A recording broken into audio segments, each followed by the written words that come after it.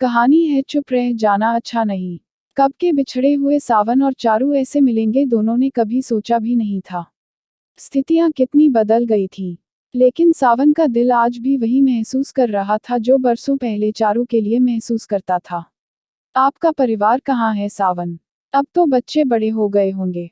मैंने तो सोचा भी नहीं था इस तरह अचानक हमारा मिलना हो जाएगा।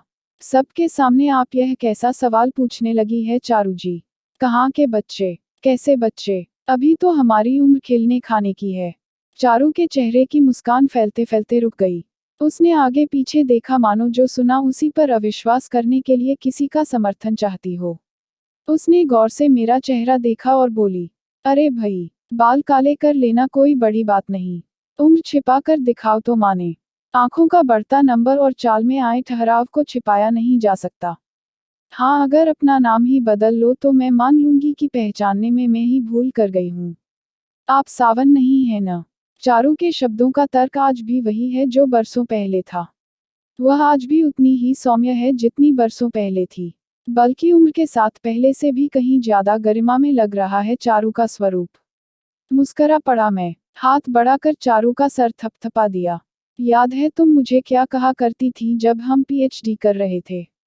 वह आदत आज भी बदली नहीं।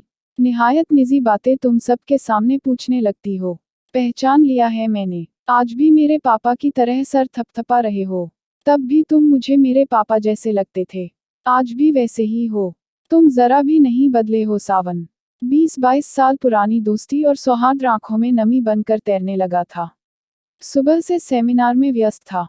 पहचान तो बहुत लोगों से थी, लेकिन कोई अपना सा पाकर यूं लगने लगा है जैसे बुझते दिए में किसी ने तेल डाल दिया हो। तुम कहाँ ठहरी हो चारू? यहीं हॉस्टल में ही हमारा इंतजाम किया गया है।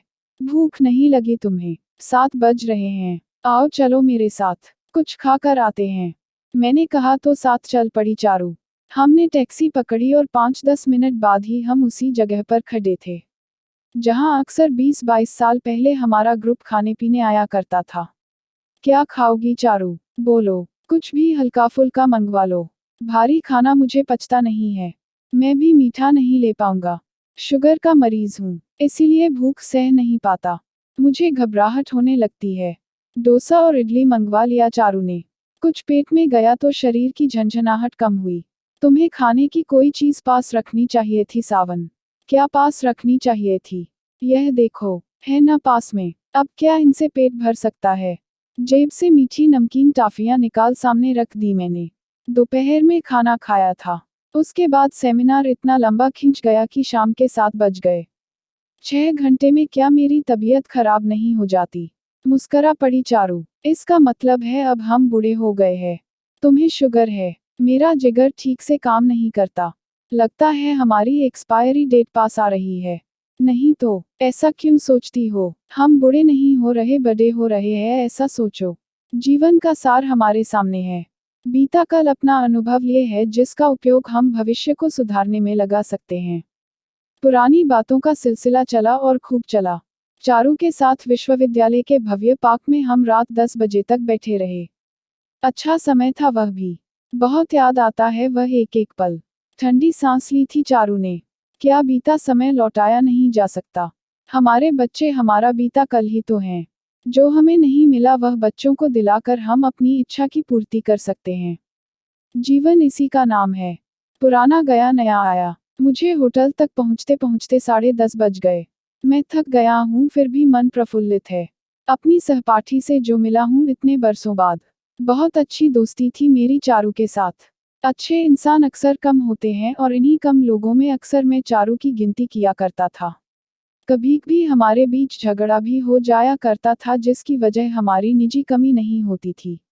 उसूलों की धनी थी चारू और यही उसूल अक्सर टकरा जाते थे।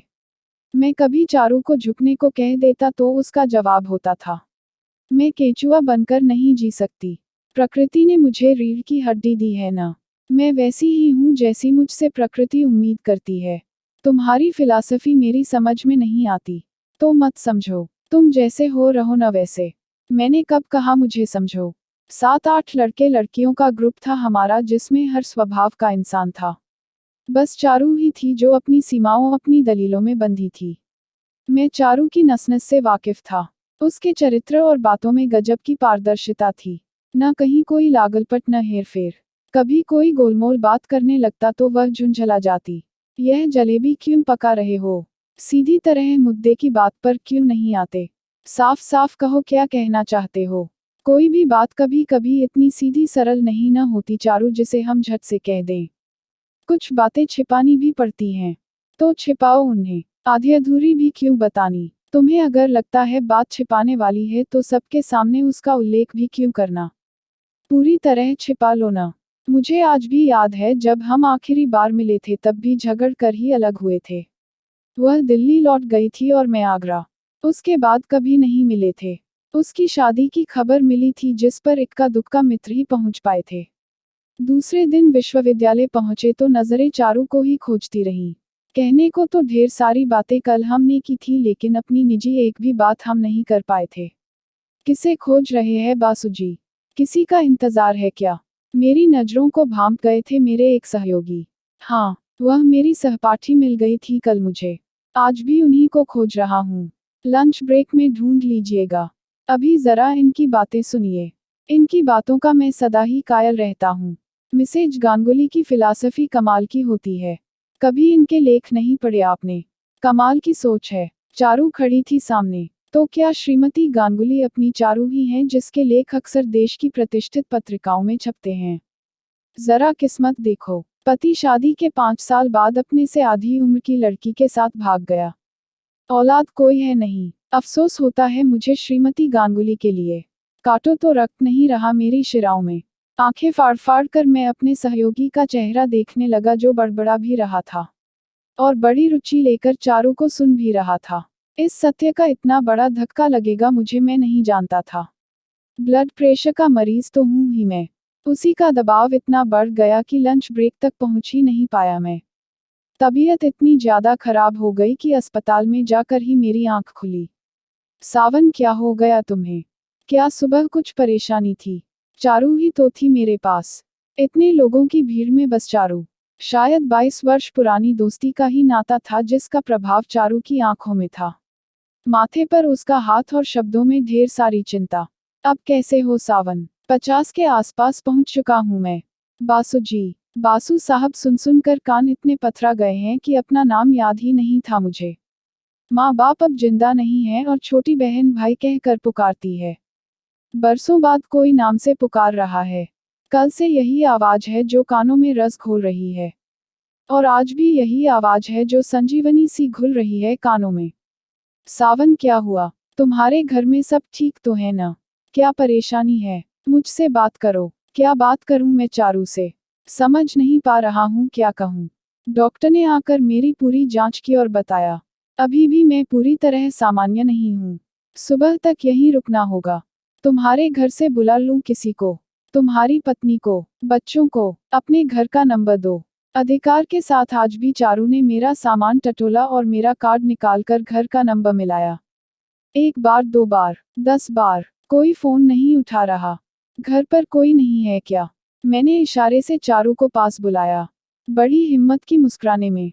ऐसा कुछ नहीं है। सब ठीक है। तो कोई फोन क्यों नहीं उठाता? तुम भी परेशान हो और मुझसे कुछ छिपा रहे हो।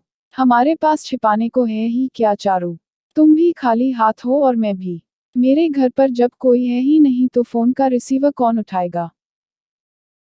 अगला भाग देखने के लिए इस कार्ड पर क्लिक कीजिए। अगर आपको कहानी पसंद आए तो लाइक और शेयर कीजिए और चैनल को सब्सक्राइब करना मत भूलिए।